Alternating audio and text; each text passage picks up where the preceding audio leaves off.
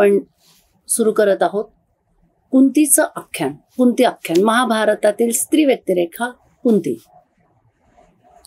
झालं काय की शूरसेन राजा आणि कुंती भोज राजे यांची घनिष्ठ मैत्री. बरं, या मैत्रीमध्ये व्हायचं काय की कुंती भोज राजा हा सर्वांशी मैत्री करणारा, प्रत्येक राजांसोबत मैत्रीचे संबंध प्रस्थापित करायचे आणि आपलं जीवन जगायचं. कारणही असंच होतं, कारण कुंतीभोज राजाला अपत्यच नाही. बरं, शूरसेन म्हटलं तर शूरसेनाला पृथा नावाची एक कन्या आहे, अत्यंत रूपवती, अत्यंत सुंदर. पण या कन्येचं आगमन होण्याच्या अगोदरच जेव्हा दोन घनिष्ठ मित्र एकमेकांशी वार्तालाप करायचे, पण आज काय झालेलं आहे की तो वार्तालाप करत असताना कुठंतरी मनामध्ये शल्य आहे आणि ते शल्य धरूनच कुंती भोजराजे आपल्याशी वार्तालाप करत आहेत, ही गोष्ट शूरसेनाच्या लक्षात आली. बरं, संबंध म्हणावे तर तेवढेच, आत्याचा मुलगा, आत्तेभाऊ आणि मामेभाऊ म्हटल्यानंतर मैत्रीचे संबंध तेवढेच असतात, पण आप्तेष्टपणा तेवढाच आहे, आपुलकी तेवढीच. आणि का कुठे कोण जाणे, आपुलकीच्या नात्याने शूरसेनानी विचारणा केली की एवढं शल्य कशाचं आहे. आणि कुठंतरी जिवलग मित्र आपल्या मनातलं शल्य सांगतो, त्यावेळेला मित्रत्वाचं नातं पुढे येतच. आणि त्यावेळेला शूरसेनाने सांगितलं की कुंती भोजा, तू या पद्धतीचं वाईट वाटून घेऊ नको, कारण मित्रत्वाच्या नात्याने मी आज तुला शब्द देतो की मला झालेलं पहिलं अपत्य मी तुला देईल. केवढा आनंद झाला हो, कारण आपल्याला मुलबाळच नाही आहे आणि कुणीतरी त्याला झालेलं पहिलं अपत्य आपलेपणा सोडून देणार आहे. केवढा आनंद झालाय. आणि झालंय असंच. शूरसेनाला जेव्हा पहिलं अपत्य मुलगी झालेली आहे, अत्यंत रूपवान, देखवान अशी देखणी अशी ती मुलगी पृथा, त्या राजदरबारामध्ये इकडून तिकडं पळायचं, मनाला वाटेल ती गोष्ट मागायची आणि हट्टाने आपले सगळे हट्ट पुरून घ्यायचे. यातच दिवस जात असताना कधी ती 7 ते 8 वर्षाची झाली समजलंही नाही. पण आज का कोण जाणे, या छोट्या बालिकेला सुद्धा मनामध्ये रुखरुख वाटायला लागलेली आहे. करमत नाही म्हणून सांगावं तर ते करमत नाही हे सांगण्याचं वय नाही आहे, पण रुखरुख मात्र मनाला आहे. आणि इतक्यातच घोड्यांच्या टापांचा जेव्हा आवाज आला, तेव्हा त्या आवाजाच्या दिशेने बघत असताना दरवेळेला येणारे कुंती भोज काका आता दरबारात आलेले आहेत. दरवेळेला त्यांच्याशी वार्तालाप करायचा, काहीतरी हट्टाने त्यांच्याकडून मागून घ्यायचं, एवढंच तिला माहित होतं. आणि आजही ते आले. परंतु ते जेव्हा आलेले तेव्हा मागच्या वेळेस दरवेळेला यायचे त्या पद्धतीचा आनंदोत्सव तर या दरबारामध्ये कुठं दिसत नव्हता. सगळे शांत शांत. आणि पृथ्वीची माता मात्र अत्यंत शांत, कारण पोटचा गोळा आपल्यापासून दुरावणार आहे याची काहीशी पुसटशी कल्पना तिला दिलेली होती.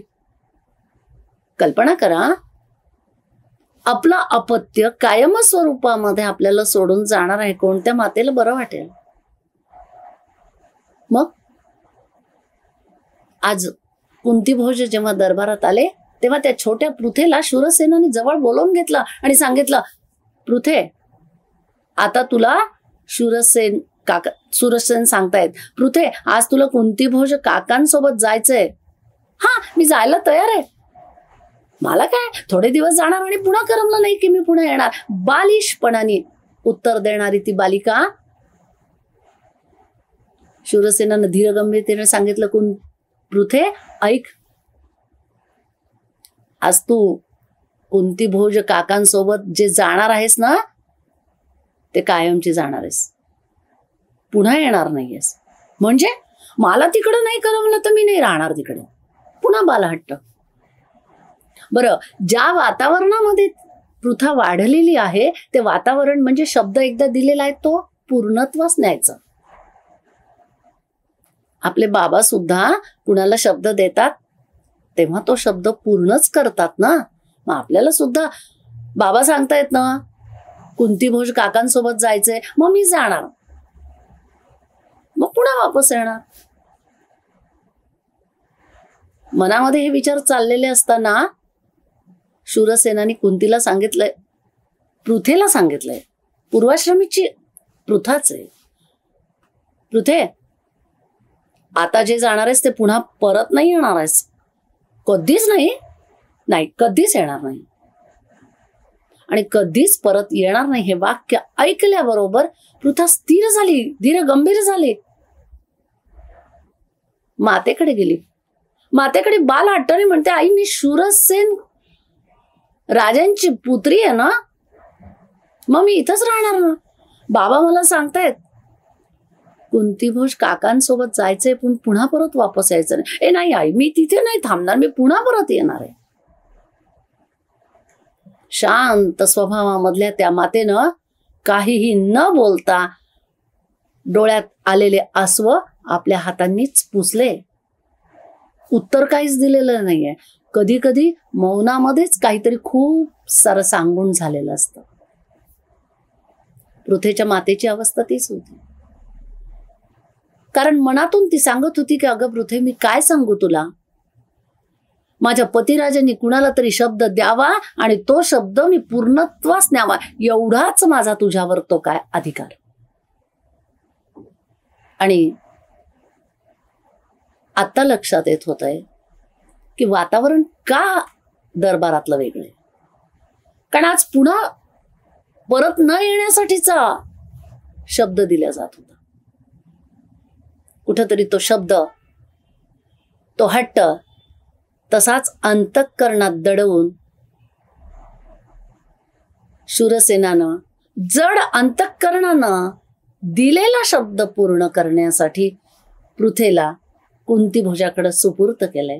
कुंतीभोजानं आणलेला रथामध्ये आता कुंतीभोज राजे बसलेले आहेत आणि त्या कुंतीभोजाची मुलगी, कायम स्वरूपातली मुलगी होण्यासाठी पृथा त्यांच्याबरोबर निघालेली आहे. पण आज त्या रथामध्ये बसलेली असताना कुठलाही हट्ट नाही हो. काका मला तुमच्याकडे गेल्यावर ही गोष्ट पाहिजे, काका मी तुमच्याकडे आल्यावर मला ते पाहिजे, असा कुठलाच हट्ट न धरता फक्त रथामध्ये रथ चाललेला आहे. आणि ही पृथा फक्त एकच आठवते, बाबा म्हणले पुन्हा कधीच वापस यायचं नाही, बाबा म्हणले पुन्हा कधीच वापस यायचं नाही. खरंच का मी बाबांकडे पुन्हा येणार नाही? आणि तो रथ पुढे जात असताना त्या मातेकडे बघते, हात हलविण्याची सुद्धा शक्ती नाही आहे, कारण फक्त आसव येत आहेत. बाबांसमोर काही बोलायचं नाही.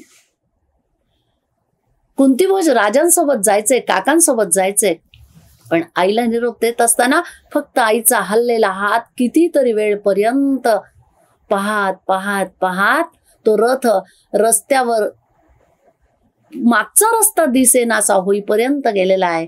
आणि त्या टापांचा आवाज करत रथ पुढे चाललेला आहे. आता तो रथ कुंतीभोज राजाच्या दरबारात टक टक टक टक आवाज करत आलेला आहे. परंतु तो केवढं स्वागत आहे हो समोर. स्वागताची संपूर्ण तयारी बघितलेली आहे. एकीकडे ती छोटीशी कन्या विचार करते, एवढं का बरं स्वागत होत आहे.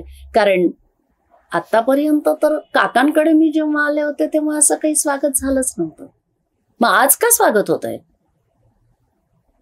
बघितलं, टुनकून उडी मारून खाली आलेली आहे, स्वागत झालं, ओवाळणं झालं. परंतु ती दरबारात आलेली आहे ती आज मात्र शूरसेनाची पृथा म्हणून नव्हे तर कुंतीभोजाची कुंती म्हणून कुंतीभोज राजाच्या दरबारात कुंतीचं आगमन झालेलं आहे. आता कुंतीभोजाकडे ती कुंती म्हणूनच राहती झालेली आहे. पूर्वाश्रमीची पृथा संपूर्णपणे बदललेली आहे. कुंतीभोजाच्या दरबारात कुंती म्हणूनच राहणं सुरू आहे. ती वाढतीये. पुढे तिच्या आयुष्यामध्ये दुर्वास ऋषी आलेले आहेत. कसे आले आणि त्यांनी काय वर दिला हे आपण पुढच्या भागात बघू.